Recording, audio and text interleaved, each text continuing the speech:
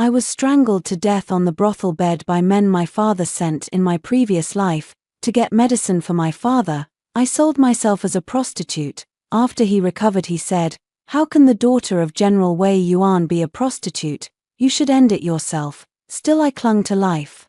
Until my father was exonerated, I waited eagerly for him to take me away, but the first thing he did after clearing his name was send men to strangle me to death on the brothel bed. That day a few ruffians came. "This woman really has some spirit. Yeah, though you're already a withered blossom." They pulled up their trousers, faces full of leering grins. I was tortured down to a single breath, collapsed on the bed, pain already numbing me. Damn it, what a pity. If someone hadn't wanted your life, I'd have liked to keep you around a few more days. A buzzing exploded in my head, and fear crawled across my face in an instant. Who wants my life? The first face that flashed before me was my legitimate elder sister's, the one who beat me, scolded me, and framed me all my life, yet was more favored by our parents. When father fell gravely ill, I sent letters through people many times begging for medicine to be brought back to the capital.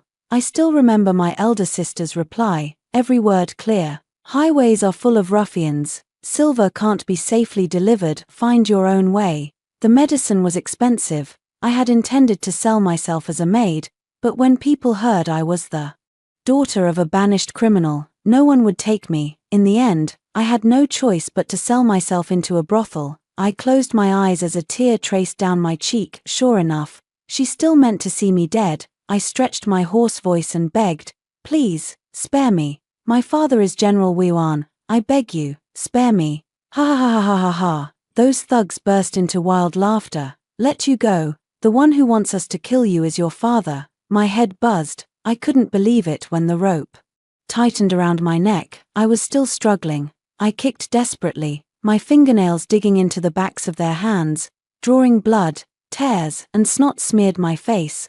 I writhed like a fish thrown ashore. Before me were their ferocious grins, growing blurrier, and the last thing that came into view was a blinding wash of blood red.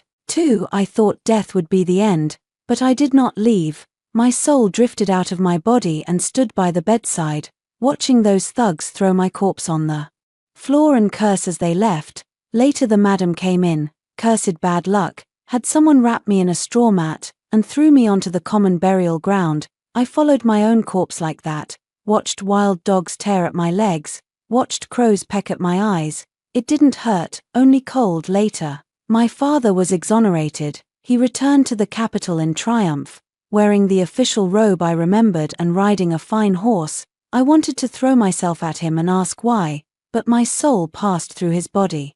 He felt nothing. I followed him back to the capital. I saw him help my legitimate sister kill the crown princess, saw my sister throw herself into the crown prince's arms, crying in bitter tears, watched my sister climb from concubine to empress step by step. My father stood in the court, accepting the official's congratulations. I stood before him, my voice hoarse from shouting, "I sold myself to get you the medicine. It was me. Why are you so partial? Why did you kill me?" No one could hear. I just watched. 1 year, 2 years, 10 years. Watched my legitimate sister embody the perfect matron of the realm. Watched my father ennobled and appointed chancellor. Watched their family reunited, harmonious and happy. And I lay in a mass grave, my bones gnawed to pieces by wild dogs. Father said, "Fortunately your father sensed something was wrong back then and betrothed you early to the crown prince. Otherwise we wouldn't be where we are today. I hate, I resent. We're both daughters. Why treat me like this?" Every night I howled toward the capital, my hatred tearing my spirit almost apart. Then I woke up. When I opened my eyes, the bed curtains were familiar yet strange, a rough grey-blue coarse cloth, washed pale, edges patched. I stared at that piece of cloth for a long time.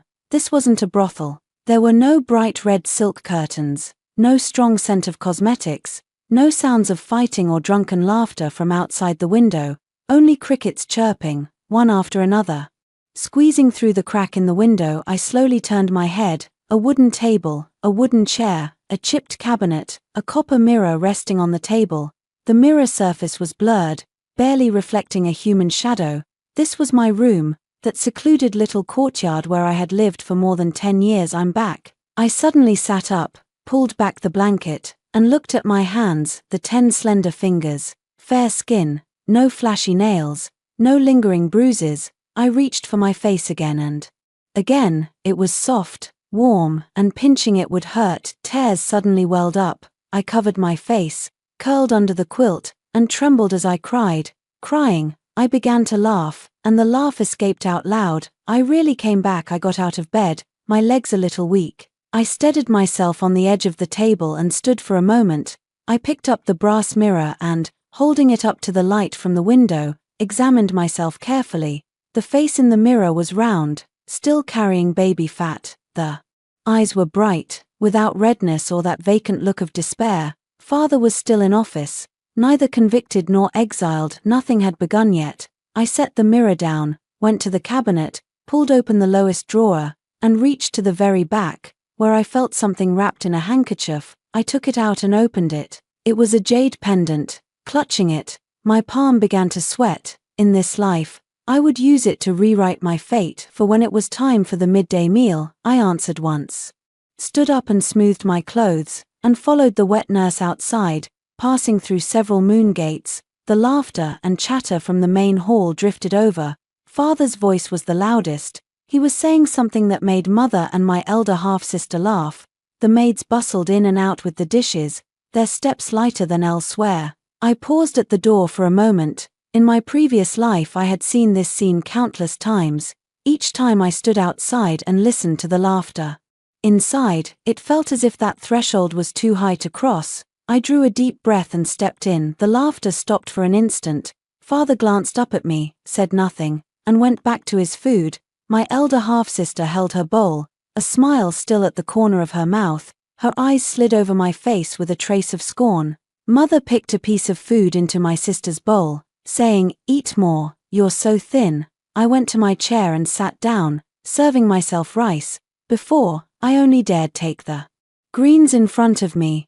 Today I stood up and picked all the dishes I liked into my bowl. The atmosphere froze for a moment, but I paid it no mind and continued eating. Soon the table grew lively again. My sister talked about new skills she'd recently learned and which young gentleman had declared his intentions to her. Father smiled happily and Mother praised her. I kept my head down and didn't say a word.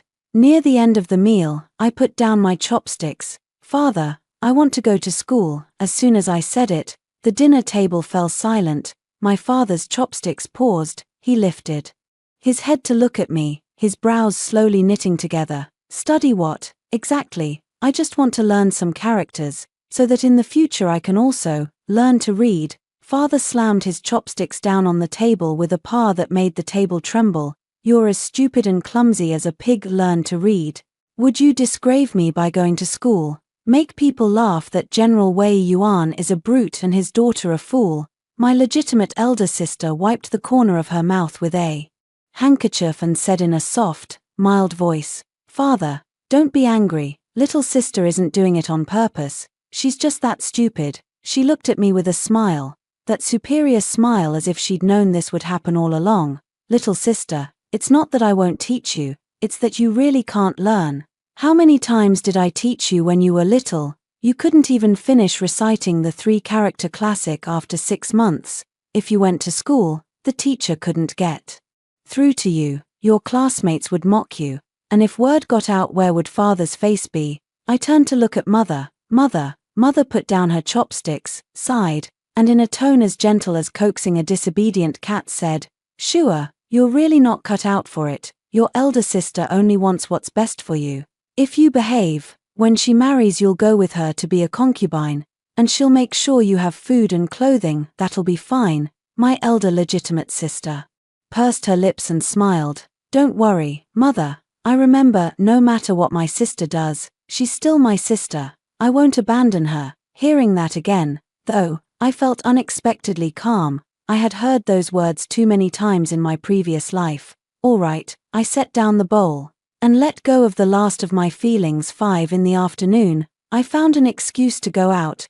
The maidservant had been taken away by my elder sister years ago. Mother said, "I'll find you 2 more, and then nothing came of it. The wet nurse also thought I was unfavored and never agreed to go out with me. So wherever I went, I was always alone back inside. I took out the jade pendant and slipped it into my bosom, changed into clean clothes, and restyled my hair, then checked my reflection in the bronze mirror. It was still the same face, round, with baby fat, the kind that didn't look scheming. Good. I walked out along the alley, crossed 2 streets, and soon arrived at the back gate of Chancellor Song's residence. This was the Crown Princess's maternal family home. I waited in the gatehouse for nearly half an hour before someone led me in. Passing through 2 hanging flower doors, I entered a reception hall. The Chancellor's wife sat at the head. She was in her 40s, not dressed ostentatiously, but her entire bearing made one unwilling to look her squarely in the eye. I knelt and kowtowed. "Your servant Jiang Shu pays respects to madam. Rise." Her voice was neither cold nor warm. "You said you had urgent business to see me about. What is it?" I didn't get up. Kneeling, I took the jade pendant from my bosom and held it out with both hands. The maidservant, I took the jade pendant and passed it into her hand. She looked down, and her expression changed abruptly. "Where did this jade pendant come from?" "When I was 7, I fell gravely ill and was sent to the village to recuperate. Once, while playing and running up the mountain, I saved a little boy who was about to freeze to death. Before leaving, he pressed this jade pendant into my hand and said that if I ever had trouble, I should go to the capital to find him." I paused, then continued, "I recently heard that His Highness the Crown Prince has been searching for the person who saved him back then. I suspect that the child from that time might be His Highness." The Prime Minister's wife stared at the jade pendant for a long time, then looked at me intently for a while. "Why didn't you go straight to the Eastern Palace?" This humble woman wouldn't dare. Could I dare? I am the second legitimate daughter. My father only respects my elder sister and has never shown me affection. If I were to take out this jade pendant rashly, I'm afraid it would be snatched away before it even reaches your highness. She raised an eyebrow. "Then what have you come to me for?" I lifted my head to meet her gaze. "I do not ask for credit for this deed. I only beg Her Highness the Crown Princess for a favor." "What favor?" "The woman wishes to marry your nephew, Xie Yang." She froze. "Who?" "Xie Yang." She looked at me, eyes full of surprise. "Do you know who Xie Yang is?" "He is the legitimate son of the Marquis of Dingyuan, the famously young general. Suitors have nearly worn out the doorstep trying to propose. You, a mere younger legitimate daughter of a minor general, by what right?" I knelt on the ground, my palms slick with sweat, but my voice did not tremble at all. "Just because of this jade pendant." She did not speak. I continued, "I know I am not worthy of him, but I truly admire General Xie, and I beg you, husband, to grant this." She looked at me for a long time again. "Why do you insist on marrying him?" I lowered my head because I needed to sever ties with the Jiang family before my exile. And Xie Yang was the best choice, high rank and power, able to keep me from being implicated. Most importantly, Xie Yang had already been poisoned, and the news might not yet have reached the capital. Once the news spread, the Xie family would surely agree to take me in. Even if Xie Yang couldn't be saved, his eldest brother would also be a good choice. "Your servant has seen General Xie once." I clenched my sleeve, "and since then, I have admired him." Those words were a lie, but whether they were true no longer mattered. The Prime Minister's wife was silent for a moment, then handed the jade pendant in her hand to the maid beside her. "Go and invite the Crown Princess to come over." In less than an hour, the Crown Princess arrived. She walked in from the doorway, quick-footed, her gaze fixed on me as if trying to see through me. "Where is the jade pendant?" The maid handed the jade pendant up. The Crown Princess stared at it for a long time, then raised her head. "Was it you who saved His Highness?" "I did." She stared at me without speaking. I kowtowed again.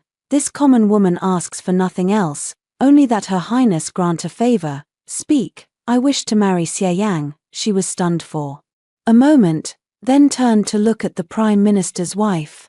Her mother shook her head slightly, signaling that she couldn't decide this matter herself.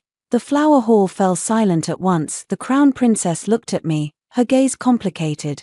"Do you know that Xie Yang's health has been poor lately?" I felt a stir in my heart. This humble woman did not know. Enough. This matter won't be kept secret for long. He was poisoned some days ago and has been unconscious ever since. I'm afraid he doesn't have much time left. The crown princess paused. Even so, do you still want to marry him? Yes, my devotion to General Xie is unwavering. No matter what he becomes, I still want to marry him. I lifted my head resolutely. Even if he never wakes up again, the crown princess frowned. I did. Even if I marry him, I have to become a widow. I did. The crown princess fell silent. She probably had never seen someone so obsessed with love. Get up. I lifted my head. The scrutiny in her eyes softened a little. I can't make this decision for him, Xie. Yang's marriage requires his mother's approval. She paused. But I can speak on your behalf. I felt a weight lift in my chest. Thank you, Your Highness. Don't thank me yet. She raised a hand to stop me. Even if I plead for you, it has to be at the right moment. Your father, with your current status. You can't enter the Marquis's residence yet. You'll have to wait. Do you understand? I understand. Then go back and wait. If there is news, I'll have someone come find you, I kowtowed. Again, your servant withdraws. 6. By the time I left the Prime Minister's residence, dusk had already fallen. I walked down the street, my steps so light it felt as if I were treading on clouds. In my last life I knelt, begging for my father's life. In this life I knelt, begging for my own. I couldn't help laughing, and as I laughed I thought of the previous life again, how pitiful, so tragic and so foolish. When I returned to the general's residence, it was completely dark. Nursemaid wasn't in the courtyard. Who knew which house she had gone visiting again? I drew a basin of water to wash my face, wrung out the cloth, and slowly wiped at the bronze mirror. The eyes in the glass were still bright. I said to them, wait, this time will be different. Before long, something big happened in the capital. The old story of how the crown princess had once saved the crown prince was unearthed. It was said that when the crown princess was young she had stayed at a manor, rescued a young man, then caught a chill and burned with fever for days and nights. When she woke she had completely forgotten the whole thing. Only recently, while sorting out her dowry, a jade pendant was found. The crown prince saw it, and the two recognized each other. When I heard the news, I was out in the yard airing quilts. The wooden rod in my hand paused for a moment, then I went on beating. After that, it was just a matter of waiting for Xie Yang's news. Xie Yang returned to the capital half a month later. It was said he had been poisoned at the border and was carried back in a stupor. The Marquis Ding Yuan's household summoned countless imperial physicians, all of whom shook their heads at the strange illness. Then the crown princess stepped forward. She said Xie Yang was no longer young and should marry. Since he had fallen so ill, it would be better to find a girl whose birth charts matched to lift his spirits. Perhaps that would help him through this crisis. The Office of Astronomy and Calendrics calculated for 3 days and matched 5 girls' charts. I was third on the list. I read that copied list 3 times, then folded it and slipped it into my sleeve. My father came to see me the next night. He pushed the door open while I was sewing an old garment under the lamp. I looked up at him, not overly surprised. By then, he must have already expected to be exiled. Sure, he sat opposite me, unusually in good spirits. Did you see that list for the marriage to ward off misfortune? I saw it. He hesitated. As for Xie Yang's side, they ought to decide on someone in the next couple of days. I lowered my head and continued sewing. Not responding, he cleared his throat. Sure, your father wants to discuss something with you. Yes, your sister is more suitable than you. He looked at me, his gaze carrying a faint, hard-to-detect evasiveness. She's the legitimate daughter, pretty, talented, and she can hold her own after marriage. If you go, I'm afraid you won't be able to manage. The needle's tip stabbed into my finger, and I didn't utter a sound. What does that mean? Dad, let the opportunity go to your sister. He spoke quickly. In the future, Dad will find something better for you. He also looked at me. In his eyes there was hope and urging, but no guilt. I wiped away the bead of blood on my fingertip and looked at the needle hole. Okay, for sister. He probably didn't expect me to agree so readily, was stunned for a while before he smiled. All right, Sua is sensible. Your father will remember your goodness. He left. I continued sewing clothes. The stitches went slowly, one by one. The next day, rumors started circulating on the street, saying Xie Yang's condition suddenly worsened, that he might not last a few days. saying the Duke of Jundwan's residence is in a rush to conjure happiness, really just wanting someone to accompany to burial. The rumors grew more vicious and truer the more they spread. I sat at the tea stall by the street, listening to what the people at the neighboring table were saying, so vivid and detailed. Have you heard? Young General Xie coughed up blood again last night, filled a whole basin. Isn't that right? My aunt's niece works at the Marquis's residence. She says he's done for, just hanging on by a thread. Then who would still dare marry their daughter into that family? Who knows? Anyway, I heard the few families on the list are all in a panic. I finished the last mouthful of tea, put down the 2 coins, stood up, and left back at the residence. My eldest sister's courtyard gate was shut tight. As I passed by, I heard someone crying inside at dinner. Father brought it up again. Sure, he looked unwell, about that marriage to dispel ill luck. Don't worry, Father. I've already yielded it to my sister. I lowered my head and shoveled rice. I won't compete with her. He opened his mouth but said nothing. I knew what he was thinking. The other families on the list all withdrew their proposals one after another. He feared my legitimate elder sister would really be used to revive the deceased, really be sacrificed. He couldn't bear it. On the 3rd day, a new rumor spread through the capital. They said the Jiang family was in trouble. They said father had committed an offense and would soon be exiled. I was the one who had that rumor spread. Father gave no clear answer that day, but I knew he had already begun looking for a new husband for my legitimate elder sister. But how could I let him get his way? Not much, just a few words, but enough to completely dissuade those families who had been hesitating and considering marrying my elder sister.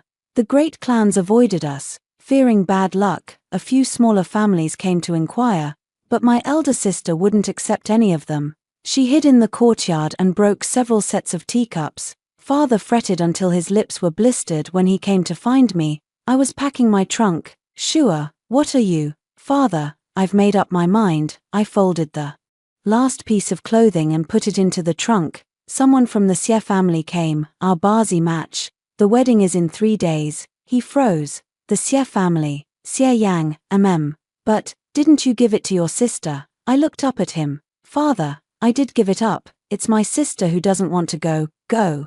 I smiled. Now that members of the Xie family have come to see me, my sister doesn't need to go to the funeral. Isn't that just fine? He opened his mouth, as if he had something to say.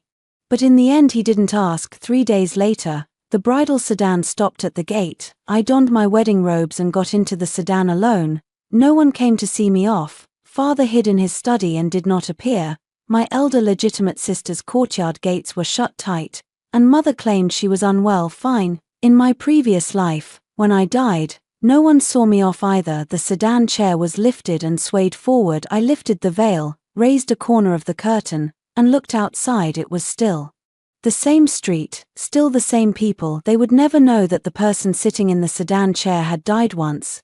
I lowered the sedan curtain and put the bridal veil back on. Xie Yang, I'm here in this life. I will save you. You save me as well. 8. The bridal sedan chair lands, and the matchmaker's maid helps me into the bridal chamber. The red veil covers my sight, and I can only see the ground at my feet. Crossing the threshold, circling past the screen, finally sitting on the edge of the bed. Someone was speaking. It was the voices of the matchmaker and the maid. After a long while, the door closed. The room grew quiet. I lifted my hand and flipped the bridal veil, and then I saw him. Xie Yang was lying on the bed, motionless. In my previous life, when I wandered the capital as a ghost, I saw his funeral procession. The coffin was carried out of the Marquis of Dingyuan's residence, and the street was a field of pure white. Back then, I watched from afar and saw only a coffin. I couldn't make out his features. Now I've seen them. His features are exceptionally fine, even with a bluish-purple complexion and pale lips. You can tell he is a handsome man. He was just too thin, his cheekbones jutting out, blue-black stubble sprouting on his chin, as if he hadn't groomed in days. I reached out to feel his breath by his nose. There is very weak, but still there. I let out a sigh of relief and sat down by his bed. Next, I had to find that deadly thing. In my previous life as a ghost, I heard quite a lot. No one could say for sure how Xie Yang was poisoned. All I know is that he was gravely wounded on the frontier. The army doctors treated him for 2 months, he'd improve and then relapse, and in the end he spent a few years bedridden before passing away later. Rumors spread that there was something wrong with the military doctor, that he had tampered with the wound. I lift his quilt and undo his inner garment. His chest is wrapped in thick white cloth, oozing a faint yellowish fluid. I untied those cloths, layer by layer. The last layer clung to flesh and skin, and I peeled it back with extreme care. The wound was exposed, its edges blackened, tinged with an abnormal bluish purple. I leaned in to look. The edges of the wound were slightly swollen. Steeling myself, I took out scissors, passed the blade through a candle flame, and gently cut open the wound. Then I saw a translucent thread buried in the flesh, like some animal's intestine, with black stuff wrapped inside, some of it already dispersed into the blood and meat. I teased it out with the tip of the scissors and set it on a handkerchief. This must be the poison that led to Xie Yanchan's miserable death. Stitch a little in at a time. When it's almost done, stitch a little more in. Xie Yang would be poisoned forever, never to recover. I wrapped the poison in a handkerchief and hid it, then I stitched his wound back up.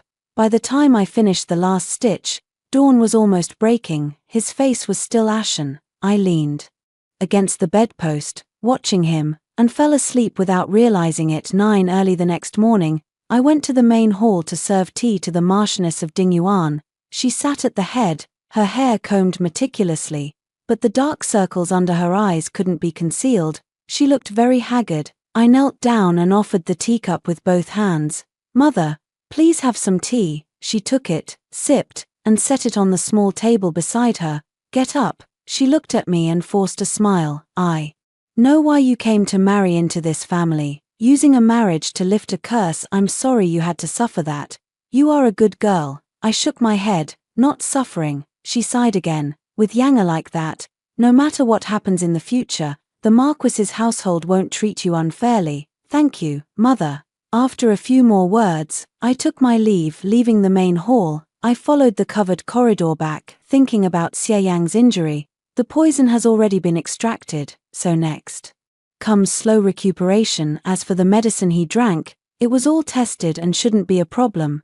Just as I was thinking that, I suddenly bumped into someone at the corner. I took a step back and looked up. It was a man, dressed in a dark blue brocade robe, a jade belt cinched at his waist. His features were exceptionally handsome, but his expression was faint, revealing no joy or anger. I froze for a moment, then suddenly remembered this was Xie Yang's elder brother, Xie Heng, the legitimate eldest son of the Marquis of Dingyuan's household, is 31 this year and still unmarried. People in the household whisper in private that he has a hidden illness, which is why he has never married. Others say that he serves at the Dali temple and is exceedingly formidable in his methods.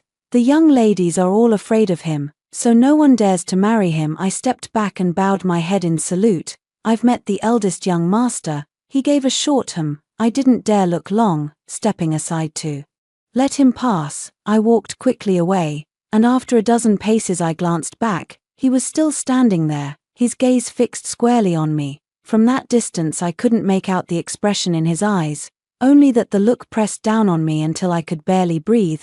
I immediately turned my head and quickened my pace. When I returned to Xie Yang's room, a maid was wiping his body. She saluted and left after seeing me enter.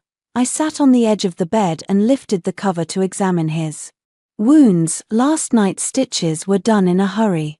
Not very neat, but at least they'd been closed. After changing the dressing, there was no longer any yellow seepage at the wound edges, and the bluish-purple bruising had faded considerably. I reached out and pressed his leg. The muscle was rigid, likely stiff from lying still too long. Just then, the door was suddenly pushed open. I looked up. Xie Heng stood in the doorway, and my heart clenched sharply. I quickly stood and stepped back, lowering my head to salute. "Eldest young master," he said nothing and walked straight in. Sitting down beside Xie Yang's bed, I stood to one side, watching him lift the quilt, undo Xie Yang's inner garment, and expose the wound. He looked silently for a long time, then raised his eyes to me. "Bring the dressing supplies." My chest tightened, but I still replied, "Yes."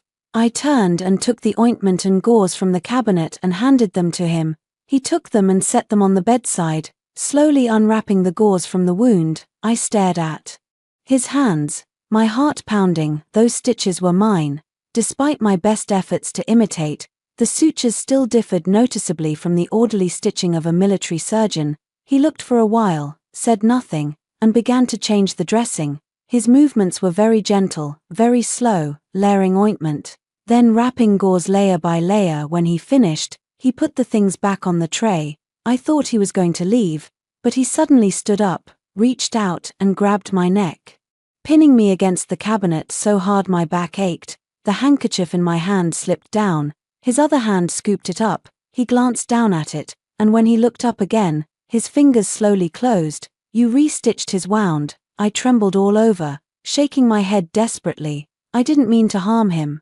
My voice was choked and intermittent. I grabbed his wrist, my nails digging into his flesh, but he didn't move an inch. I saw something in his wound. I was afraid that exposing the plot would endanger his life, so I secretly took it out and sewed it back up. He looked down at me, his gaze cold as ice. Is that so? I nodded frantically. I knew that lying in front of the Minister of Justice was a real path to death. I raised my hand and pointed to the dressing cabinet. In there is the thing I took out. He didn't look at the cabinet, instead lowering his head to stroke the handkerchief in his hand, his thumb gently rubbing it. What is embroidered on this? Yuan. Yuanyang. My voice trembled beyond recognition, my throat felt strangled, and I could barely breathe. He glanced at me. Bite down. He shoved the handkerchief into my mouth. I stared at him with wide eyes. Tears instantly welled up, and my whole body shook uncontrollably. He wasn't going to kill me, was he? A warm hand suddenly pressed against my waist. My mind went blank. As I was thinking how to escape, I heard him ask, "No hidden weapons?" I froze. So he was only searching for concealed weapons. He released his hand, turned and walked to the dressing chest, opened a drawer and took out the poison inside. Once the door closed, the room fell completely silent. I slid down slowly and leaned against the cabinet, the handkerchief in my mouth falling out. I looked down at it. The mandarin ducks embroidered on it had been deformed by my biting. I forced myself not to tremble and slowly picked it up. Xieheng truly was as terrifying as the rumors said. Soon, the imperial edict arrived. My father was indeed exiled. The next day, a letter from my father was delivered to the Xie residence. He probably forgot that I couldn't read. The messenger waited at the door for an answer. I smiled, tucked the letter into my sleeve, and went to Xieheng's courtyard. He was in his study leafing through files. When he saw me enter, he glanced up and asked, "Something wrong?" I handed him the letter, a letter from home. "I can't read." He took it and glanced at it twice. The corner of his mouth moved imperceptibly, as if he had smiled. Then he folded the letter and put it on the table. "Your father wants you to stay at the Xie residence and not to worry about them." I was momentarily stunned. Of course I didn't believe him. If father wrote, it certainly wouldn't be good news. But that suited me just fine. Xieheng looked at me, a sentiment I couldn't read in his eyes. "What is it?" "Nothing." I lowered my head. "Thank you, brother." As I turned to leave, he added from behind, "I'll take care of things over there. You just stay in the mansion." I didn't look back. I answered once and went out. It was only later that I understood what the arrangement he mentioned actually meant. Father and the others were watched more closely. My elder legitimate sister couldn't even leave the courtyard, let alone come to the Xie household as a maid. The following days were as bland as a bowl of plain water. Every morning I got up early to pay respects to the Marchioness Ding Yuan, then came back to wipe Xie Yang's body, give massages, and feed him medicine. In the afternoons I sat in the yard in the sun, practiced my reading, and learned new skills. At night I wiped Xie Yang again, then returned to my own room to sleep. This routine continued until the day my mother-in-law called me over to speak. "How is Yang's condition?" she asked. "The wounds have all healed, but he still hasn't awakened. The imperial physician said to nurse him slowly. Maybe one day he'll wake up." She nodded, then asked, "And you?" I was taken aback. "Are you in good health?" "Pretty good." She looked at me, hesitating for a long while before finally speaking. "Have you tried it?" My face flushed in an instant. "I've tried." "How was it?" I lowered my head, my voice as faint as a mosquito's buzz. "My husband can't do it." My mother-in-law fell silent. After a long while, she sighed. Then, you'll take on both households. I jerked my head up. What? You're still young, you can't just stay like this. She looked at me, her gaze full of pity. I'll speak to Hanger, he's the elder brother, and this is proper. I scrambled to my feet, waving my hands frantically. No need, but she waved her hand, stopping me from speaking further. It's settled. I had thought Sieheng would refuse, a man like him. 31 and still unmarried. The household rumor said he had an ailment. Even if he didn't, he wouldn't want his younger brother's woman, would he? Yet he agreed, standing before him. When I heard him say those words, I was stunned. When a brother dies, the elder succeeds. He glanced at me. It's the rule. I opened my mouth to say something, then swallowed it back. I knew Xie Yang would not die. His wounds were healed and someday he would wake, but I couldn't say that, because I didn't know when he would. That night, I moved into Sieheng's courtyard. He had no hidden illness at all. When I first learned that, I trembled with fear, but he only looked at me and said, "What are you afraid of?" Later I gradually grew used to it. He was still that cold-faced man and spoke little, but he never let me suffer at night. Sometimes when I was frightened, he would pause and wait for me to recover before continuing. Bit by bit I stopped being so afraid of him. I cared for Xie Yang by day and returned to his room at night. Life went on like that for half a year. The military doctor was arrested. Sieheng's doing. That man was an enemy spy who had tampered with Xie Yang. Not only that, Sieheng uprooted the enemy's spy network in the capital and won the emperor's praise. Yet Xie Yang's wounds had clearly healed, and he still would not wake. The imperial physician had examined him and said his body was fine. He simply could not awaken and could only be kept on medicinal broths while they waited. Every day I fed him medicine, bathed and massaged him, just as half a year ago, but the difference was that I no longer slept in that room that day. Sieheng went out to investigate a case and didn't return for 2 days. On the third afternoon, I was in Xie Yang's room washing him when the door was suddenly pushed open. Sieheng stood in the doorway, his expression not good. I was stunned for a moment. "Brother, what are you?" He said nothing, walked in and closed the door behind him, then pressed me down beside Xie Yang's bed. I panicked. "Don't, brother, this is..." He ignored me. I turned to look at Xie Yang. His eyes were closed and he was motionless, as always, and I breathed a sigh of relief, but the next moment the hand at my waist tightened sharply. I bit my lip and dared not make a sound, but he didn't care. Halfway through, I unintentionally turned my head and saw a pair of eyes. Xie Yang's eyes were open, watching us, his face as black as the bottom of a pot. He spoke, his voice hoarse, each word gritted out. "Sieheng, you damn well keep feeding me that numbing powder every day." In the year I died in my previous life, my father again sent someone with a letter. The paper was crumpled and the handwriting sloppy. I sat by the window holding the letter for a long time, then brought it close to the candle. The flame licked up, the paper's edge curled and blackened, and finally burned into ashes. I let go. The ashes fell to the floor and were scattered by the wind outside the window. What happened after? I don't know and didn't want to know. The next time I heard news of them was months later, when Sieheng casually told me, "Your father died. He was struck by a falling stone while repairing the city wall." I was stunned. "Your mother was gone too. She left after an illness." I said nothing. After so many years apart, they already seemed like people from another life to me. I didn't feel much sorrow. "Your older sister," he paused, "was sold into the brothel, and later no one knows where she went." I lifted my head and looked at him. "Sold to a brothel, She had hooked up with a local notable and married into his household while pregnant, but the child wasn't his. It was the butcher's. The madam of the house couldn't tolerate her and sold her off." I lowered my head. Birdsong came from outside the window, one call after another. "Got it," I said. 13 many more years passed. The day the imperial edict clearing my father's name arrived, I was sunning myself in the courtyard. My belly was already very large. Xie Yang and Sieheng supported me on either side, afraid I might fall. "Slow down," Xie Yang said. "Watch your step." Sieheng said. I couldn't help but smile. I was still smiling when a maid came to report that a decree had been sent from the palace. Summoning me to go at once, I went at the palace gate. I saw her. I didn't recognize her at first glance. She was a fat woman, her body bloated, her belly sagging loosely, her face was etched with lines, her eyes murky, dressed in coarse cloth, standing at the palace gate peering inside. As I walked past her, she suddenly turned her head. That look stabbed into me like a knife. I stopped walking and looked at her. She looked at me too. She recognized me. I recognized her too. It's my legitimate elder sister. Only later did I learn what she had gone through all these years. Back then she was sold to a brothel, and before long a young lord bought her out. She stayed with him for a few years and had 2 children. Once she lost her looks, she was thrown out. She can't bear a hard life. She was pampered from childhood.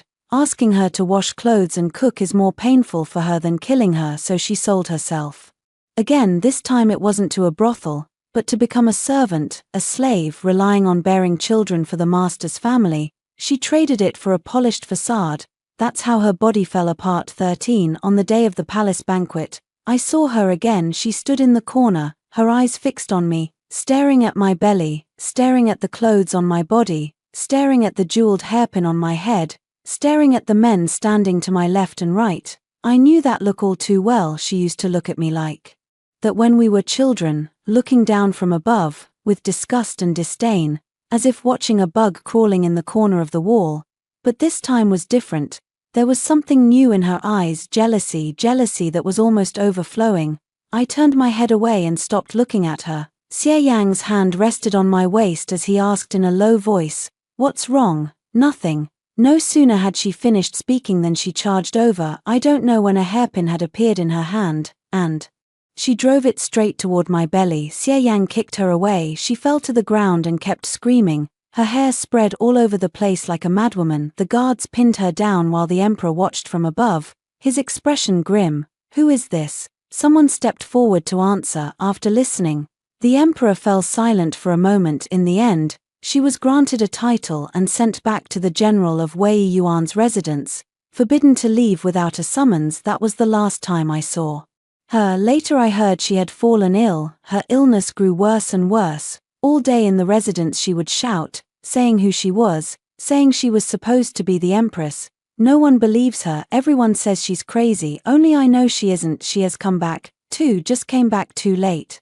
Everything was already too late. The day she died, I was at the house feeding the child. Xie Yang walked in and sat down beside me. "Dead, He didn't say anything else. He reached out, took the child, and soothed them. I looked out at the sky and suddenly remembered my previous life. At this time in my previous life, my bones had long since been gnawed clean by wild dogs, and she sat in the Eastern Palace, wearing the Empress's robes, waiting to become the most exalted woman in the world. And now, I lowered my head and looked at my own hands. Karma turns, retribution never fails. This is the fate I wrote for her. The end.